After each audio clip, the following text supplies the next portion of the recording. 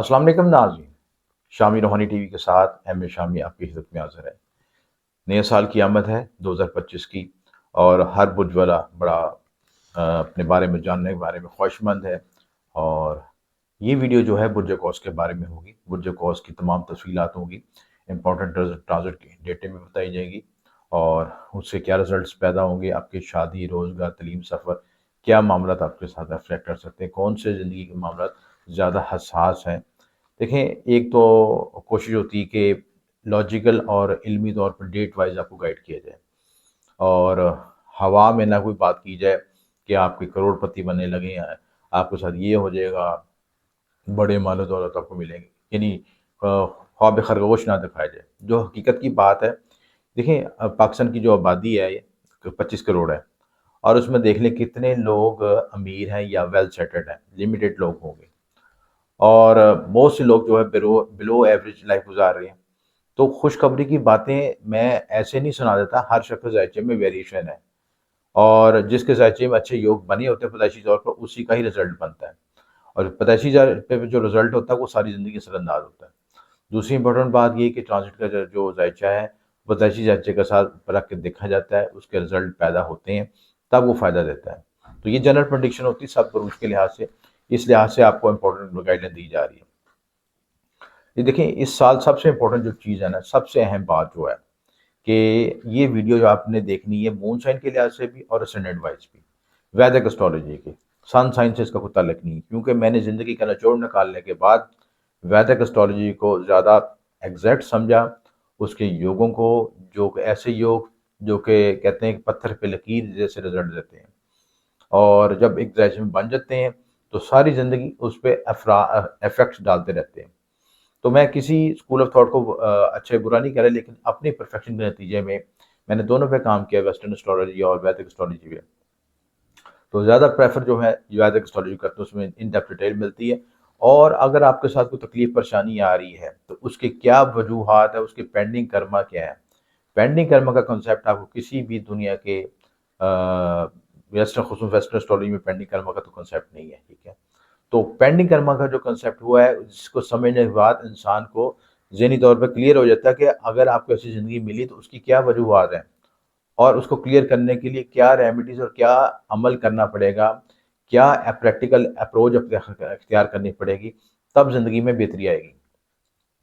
वरना आप यूट्यूब में हज़ारों वीडियो देखें, हर एस्ट्रोलॉजर आपको खुशियों की बातें बता रहा है, हर एस्ट्रोलॉजर आपको कह रहा है कि आपको बड़ी फाइनेंशियल ग्रोथ मिलेगी। तो ये हर एक के नसीब में नहीं, तो मखसूस लोग होते हैं, और वो जायचे से ही पता चलता है, पैदाइशी जायचे से। बहरहाल हम वीडियो की तरफ आते हैं, और ताकि आपको समझ सकें, इस साल सबसे इम्पोर्टेंट बात ये है कि सैजिटेरियस वालों के लिए कि आपका ढैया शुरू हो रहा है। खसूसी तौर पर जिनका मून साइन है, जिनका मून साइन सैजिटेरियस है, बुर्ज कौस है, तो उनको हाईलाइट हो जाना चाहिए। जोहल आपके चौथे घर आ रहा है 30 आपके मई से, ठीक है। और जब जोहल आएगा 30 मई से बुर्ज हौत में, तो चौथा घर आपका एक्टिवेट हो जाएगा। चौथे घर का किसी से तल्लक होता है मेंटल पीस के साथ, ज़हनी सुकून के साथ, वालदा के साथ, आपकी जितनी भी ग्रोथ एक्सपेंशन, आपकी प्रॉपर्टी, व्हीकल्स वगैरह, इससे रिलेटेड होता है ये चीज़ें।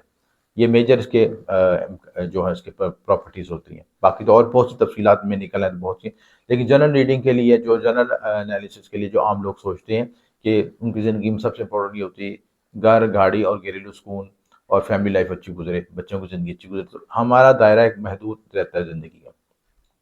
तो चौथा घर बहुत इंपॉर्टेंट होता है। जिन लोगों ने ज़मीन प्रॉपर्टी वगैरह बनानी है, लेनी है, ये अब साल बना सकते हैं, लेकिन उसके साथ ये भी ज़रूरी है, ये बात देखना ज़रूरी है कि उनके पैदाइशी जायचे में ज़ुहल की पोजीशन क्या है। प्लस ये भी बाद लोगों के साथ ज़मीन प्रॉपर्टी और गाड़ी लेने के लिए फ्रॉड भी हो सकता है, गड़बड़ भी हो सकती है, नुकसान लॉसेस भी हो सकते हैं। तो ये चीज़ें, दोनों चीज़ों को वेरीफाई करके देखना पड़ेगा कि आपके जायचे में क्या पोजीशन है। तो चौथे घर का ढैया जो होता है, बेसिकली चौथे से आप 10वें को भी देखते हैं। अच्छी पोजीशन का ज़ोल बैठा होगा पैदाइशी जायचे में, तो 10वां घर एक्टिवेट भी होता है, मैक्सिमम रिजल्ट भी था। लेकिन मोस्टली जो मून साइन से जो जिनका ढैया लगता है, तो ज़हनी दबाव, परेशानी, फाइनेंशियल इश्यूज़, आपके लोन के मसाइल, कर्ज़ के मसाइल, घरेलू अख्तिलाफ़ात, लड़ाई झगड़े, कशीदगी, ये सारे मसाइल एक्टिवेट हो जाते हैं। तो लिहाजा बहुत बी केयरफुल होना पड़े। आपको शादी ज़वाजी ज़िंदगी के लिहाज से मसाइल आ सकते हैं, बहन भाइयों रिलेशनशिप में अप्स डाउन आ सकते हैं। तो ये चीज़ें आपका ज़ोहल जो आपका यहाँ पे इस घर में 2.5 साल रहेगा, तो ढैया आपका 2.5 साल रहेगा, तो स्पेशली मुतात रहना है आपने चीज़ें। जुपिटर की पोजीशन सबसे पहले देखी जाए, जुपिटर जो है जेमिनी में आएगा 14 मई से, ठीक है। और जेमिनी 14 मई से आएगा और फिर जुपिटर दोबारा ट्रांजिट करेगा कैंसेरियन में 18 अक्टूबर को, और फिर दोबारा रिवर्स होगा जुपिटर जेमिनी में 5 दिसंबर को।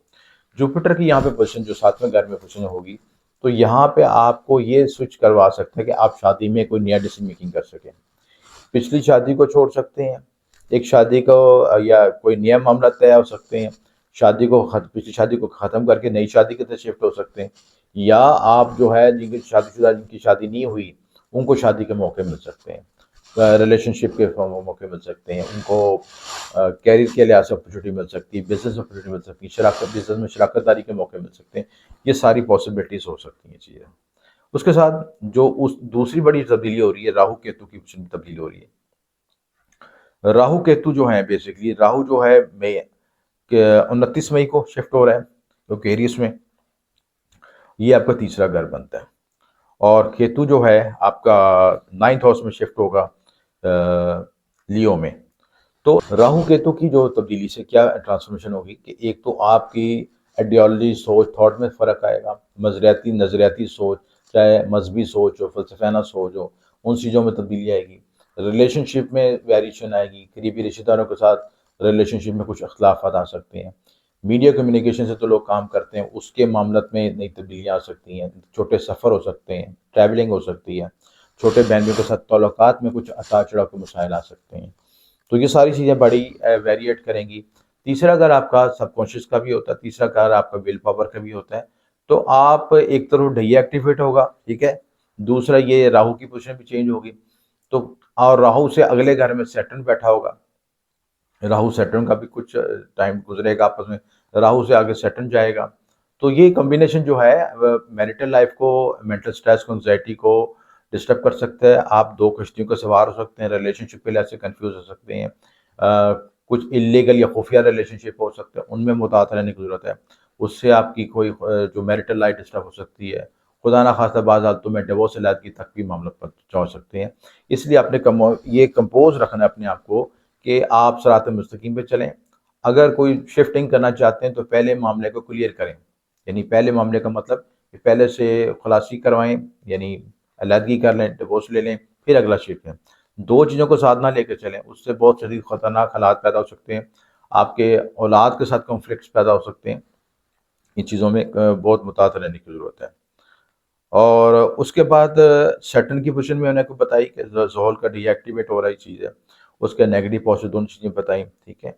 और जुपिटर जो है आपका जो है 7th हाउस में जब आता है, तो केंद्र के घरों में जुपिटर को अच्छा समझा जाता है, लेकिन 7th हाउस आपकी शादी और ज़वाजी मामलात को भी ज़ाहिर करता है। यहाँ पे ये 2 शादियों का भी क्या योग बनता है, ये चीज़ है। जिन मैंने अक्सर जाके नेटल में देखा, इनके 7वें घर में जुपिटर है, 2 शादियाँ हुई, एक से ज़्यादा शादी का या रिलेशनशिप बने। तो इन चीज़ों को अपने फ़ोकस करना, ये चीज़ है कि ऐसे मामलात ना तय हों सिस्टम। उसके बाद जो है जुपिटर जो है दोबारा आपके आगे शिफ्ट होगा अक्टूबर में 8वें घर में। तो 8वां घर आपका कैंसेरियन बनता है। कैंसेरियन के लिहाज से कैंसेरियन हालांकि जुपिटर का शर्फी घर है, यहाँ पे नागकालपुरुष कुंडली के मुताबिक यहाँ पे इसको आपको डायरेक्शन स्ट्रेंथ भी मिलती है, लेकिन कैंसर में जब जाएगा तो ये 8वां घर है। 8वें घर में अगर जुपिटर से मुतल्लिक आप काम करते हैं, रिसर्च मख्फी इलूम की तरफ जाते हैं, रिसर्च की तरफ जाते हैं, तो तब बेनिफिट देगा। दूसरी सूरत हाल में ये आपके इन लॉ से मसाइल पैदा कर सकता है, रिलेशनशिप में कॉन्फ्लिक्ट ला सकता है, प्राइवेट पार्ट्स में कुछ मसाइल आ सकते हैं। बाज़ ज़ात मैंने ये देखा कि जिनका जुपिटर 8th हाउस में होता है, लोअर बॉडी पार्ट्स में, प्राइवेट पार्ट्स में, आपकी थाइज़ में इस तरह के उस टाँगों में खिंचाव, इस तरह के मसाइल पैदा होते हैं चीज़ें। तो उसके हेल्थ लिहाज से अपनी प्रिकॉशन ज़रूर करनी है, ताकि ऐसे सिम्पटम हो तो पहले उसका इलाज कर लिया जाए। उसके बाद सूरज ग्रहण जो है, चांद ग्रहण की पोजीशन है, वो भी डेटें बड़ी इंपॉर्टेंट है, ये चीज़ है।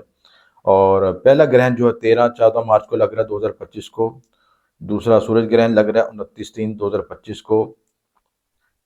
उसके बाद फिर चांद ग्रहण लग रहा है 7-8 सितंबर को लग रहा है, और फिर सूरज ग्रहण 21 सितंबर को लग रहा है। ये डेटें बहुत इंपॉर्टेंट हैं और आप इसमें देखें कि इन डेटों में आपको इंपॉर्टेंट डिसीजन मेकिंग करने लगें, चाहे वो ट्रांजिट की डेटें हों, राहु केतु सैटर्न उसकी पोजीशन तब्दील हो, प्लस जो है आप ग्रहणों की डेटें बड़ी इंपॉर्टेंट है और ग्रहणों के लिहाज से आप देखें कि उसमें तब्दीली आ रही हो और वो जायचे में जो है उनके उन डेटों के पास कोई आपका इम्पोर्टेंट प्लैनेट पड़ा है तो उस पर बड़ा इफेक्ट आ सकता है।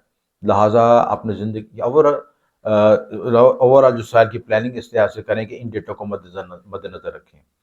तो अगर आप इस साल की डेटों के मुताबिक अपने को प्लान करके चलेंगे, जो आपको मैंने ग्रे एरिया बताया, रिलेशनशिप का, मेंटल स्ट्रेस का, घर में लड़ाई झगड़े इख्तिलाफात ना हो, उनसे बचने की बहुत ज़रूरत है। इसी तरह के भी जो है गलत फहमी मिसअंडरस्टैंडिंग हो तो पहले क्लियर कर लें ताकि उसको गलत फहमी आगे बढ़ ना सके आपके मामला में चीज़ है। दूसरी इंपॉर्टेंट बात ये कि जिनके पैदाइशी ज़रिए में ज़ुहर की दशा चल रही होगी या जुपिटर की दशा चल रही होगी तो उनके लिए ये साल बड़ा इंपॉर्टेंट होगा। मार्स की पोजीशन भी बड़ी इंपॉर्टेंट है, ठीक है। मार्स जो है आपका वो भी जो है रेट्रोकेशन में हालत में है और वो जून में जाके रिवील होगा, अपनी पोजीशन होगा और उसके मार्स भी बहुत ज़्यादा इफेक्टिव करेगा आपके, और मार्स भी आपके 8वें घर में है।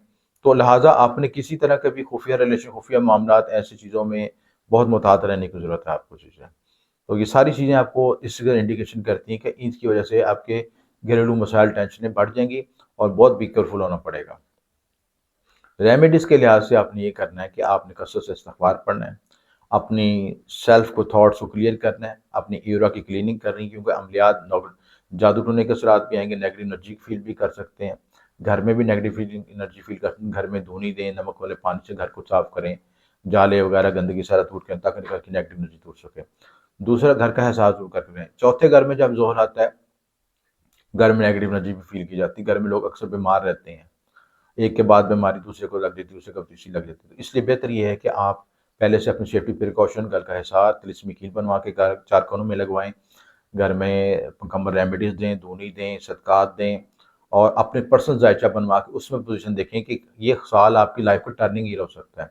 और ख़ुसूसन रिलेशनशिप के हवाले से मैं हाईलाइट कर रहा हूँ आपको कि आप प्लानिंग कर सकते हैं, नई शादी, नई ट्रांसफॉर्मेशन, या जो लोग नई शादी करने लगे हैं बुढ़े कौसले, उनके लिहाज से भी बहुत मुहतात रहने की ज़रूरत है। तो इस वीडियो में तमाम बुनियादी खुलासा बता दिया आपको। बाकी कैरियर के लिहाज से भी ग्रोथ है, आप सफ़र भी कर सकते हैं, तलीमी मामलात में भी बेहतरी है, लेकिन हर काम में आपको एक्स्ट्रा मेहनत करनी पड़ेगी, ठीक है। और एक्स्ट्रा मेहनत के बाद आपको फिर उसका रिजल्ट मिल सकेगा। इस वीडियो में बुनियादी खुलासा बता दिया। अगर कोई बात ना समझ आए तो ये नंबर पर रब्ता कर सकते हैं। आपका शुक्रिया। एम शामिल।